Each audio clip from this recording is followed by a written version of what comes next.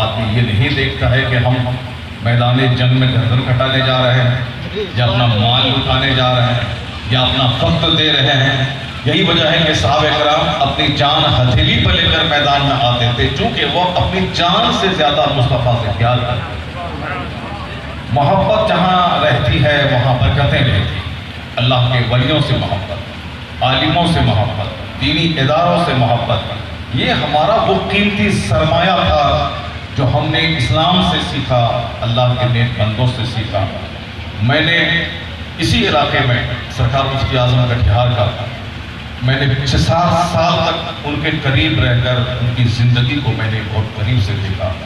جب بھی اپنے بزرگوں کا نام لیتے تھے تو محبت کی بات چلی ہے، تو اب دیکھیں کہ ان کو اپنے عالموں سے، اپنے رہنماؤں سے، اپنے مرکز سے کتنی محبت تھی کہ جب بھی سرکار مفتی اعظم ہند رضی اللہ تعالیٰ عنہ کا نام لیتے تھے، کبھی کبھی نام لینے سے ان کی آنکھیں ڈب گئیں. میں نے یہی بخاری شریف پڑھاتے ہوئے دیکھا، جب قال قال رسول اللہ کہتے تھے اور بخاری کی سب سے پہلی حدیث جب وہ پڑھاتے تھے تو میں نے انہیں بھرائی کی آواز میں آنکھوں سے اشک نکلتے ہوئے دیکھا.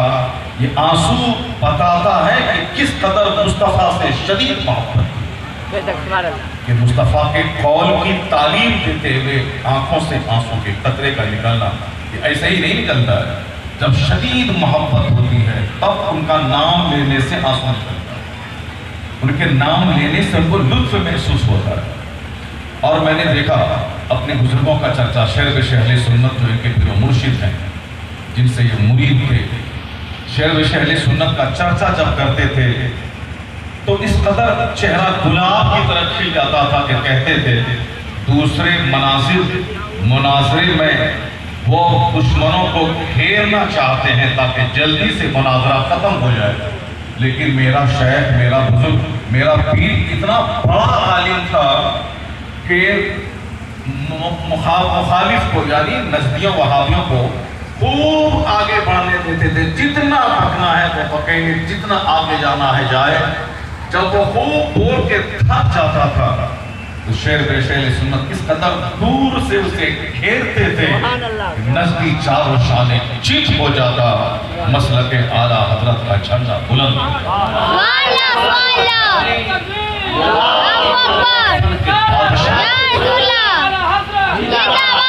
مفتی غلام مسعود صاحب قبلہ رحمۃ اللہ علیہ کو ان کے پیر و مرشد شیر و اہل سنت کا زبردست فیضان ہے. شیر و اہل سنت اللہ کے ولی تھے، مناصب تھے، زبردست عالم تھے. اعلیٰ حضرت نے ان کو اپنا روحانی بیٹا کہا، اس لیے جس محفل میں جہاں چلے جاتے، جس علاقے میں، وہ سارا علاقہ شیر و اہل سنت کا ہو جاتا.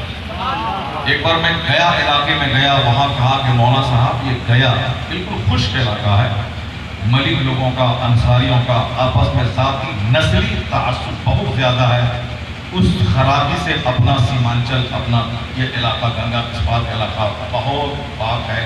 اپنے ہاں ہم نے کبھی خان اور پٹھان اور شیخ کے نام پہ لڑتے ہوئے کسی کو نہیں دیکھا، انصاری نداب جلہا کے نام پہ لڑتے ہوئے نہیں دیکھا. ٹھیک ہے وہ انصاری ہے، شادی بیاہ نہیں کریں گے، لیکن دشمنی، مخالفت کہ صاحب کو مکھیا میں اٹھا ہے انصاری تو اب شیخ اس کو ووٹ نہیں دے گا، یہ ساری چیزیں میں نے اور گیا اور پٹنہ علاقے میں گئی. مولانا مسعود صاحب وہاں کئی سال رہے ہیں. ملک، انصاری، شیخ، اتنا تصادم ہے، تعصب ہے، آپس میں لڑائیاں ہیں. اس علاقہ خشک علاقہ، مگر وہاں بھی بہت حد تک سنیت ہے، چونکہ گیا میں خانقاہ ہے، انصاری بھائی اس خانقاہ کے ذمہ دار ہیں. پورے دیہاتوں میں ایک شخص نے بتایا کہ خشک زمین میں اتنا بڑا ایریا جو آپ سنیوں کا دیکھ رہے ہیں، وہ صرف ایک بار شہر میں اہل سنت یہاں آئے تھے. اس نیا شہر میں بہت بڑا مناظرہ ہوا تھا. اسی مناظرے کے بعد پورا علاقہ کا علاقہ نجدیت سے توبہ کر کے مسلک اعلیٰ حضرت میں جاتا. اتنے بڑے زبردست مناظر، شیر پیش ہے اہل سنت، یعنی اہل سنت کے جنگل کا شیر. کون تھے شیر و اہل سنت؟ مولانا مسعود صاحب نے بڑا اچھا کلام لکھا، بہت اچھا لگا. دل کر رہا تھا کہ محفل بہت بڑی ہوتی تو 50-10 بار اس کو سنا جاتا، یعنی اعلیٰ حضرت کے شعر کا شعر. تو اعلیٰ حضرت کا شعر تھے کون؟ شعر تھے شیخ اہل سنت، اور شعر تھے شیخ اہل سنت کے شعر کون ہے؟ مفتی اعظم کٹیا.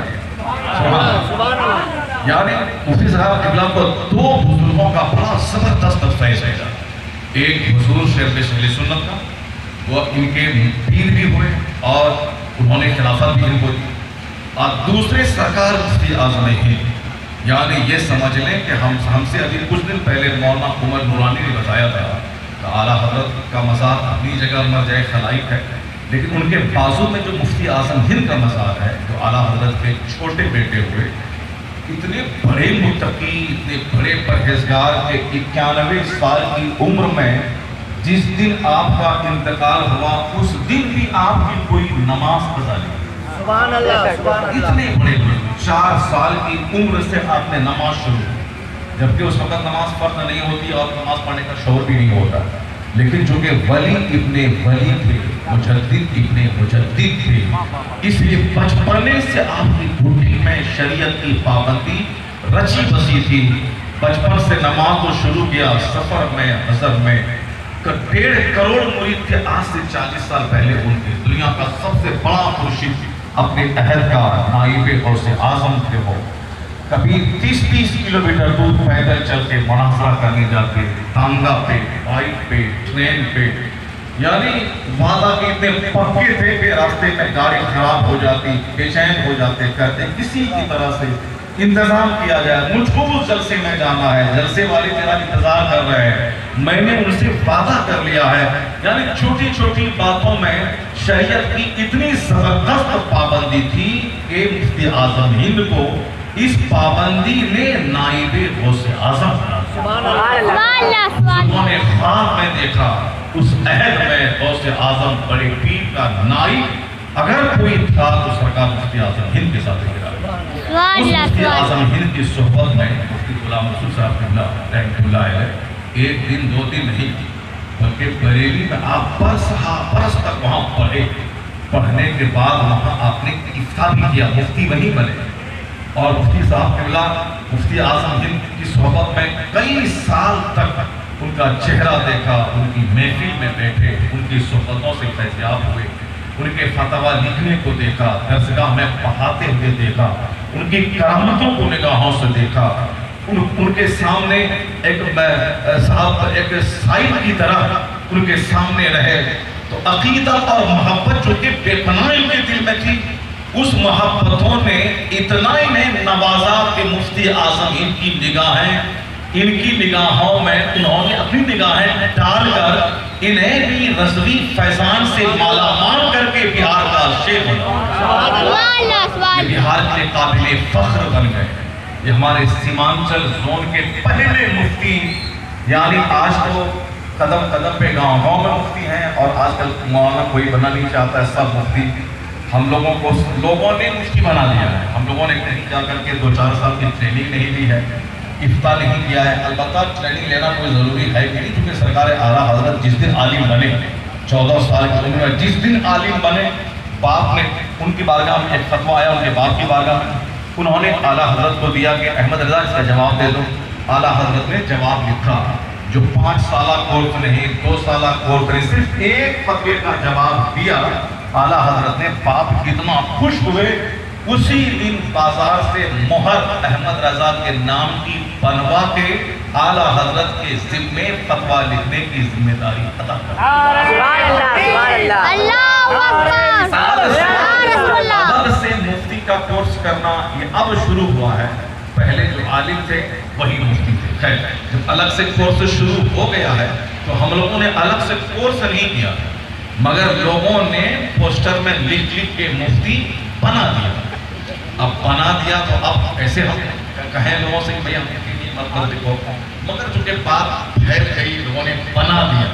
ہم نے کورس نہیں کیا، مگر یہ فقیر یہ درویش جو ہمارے سامنے آرام فرما رہے ہیں، یہ پورے سیمانچل زون کے آج سے 50-60 سال پہلے کے وہ مفتی ہیں جو دور دور تک کوئی مفتی نظر نہیں آتا تھا. لوگوں نے مفتی نہیں بنایا ان کو، بلکہ باضابطہ بریلی شریف میں انہوں نے افتاء کا کورس کیا اور اپنے عہد کے زبردست مفتی افضل حسین منگیری رحمۃ اللہ علیہ، جو مفتی اعظم ہند کو بھی جن کے علم پہ ناز تھا، مفتی افضل حسین منگیری علیہ الرحمہ کے مخصوص شاگرد تھے، جبکہ اس وقت منظر اسلام میں بے شمار لوگ پڑھتے تھے، سب مدرس باکمال اچھے عالم، اور ان علماء کی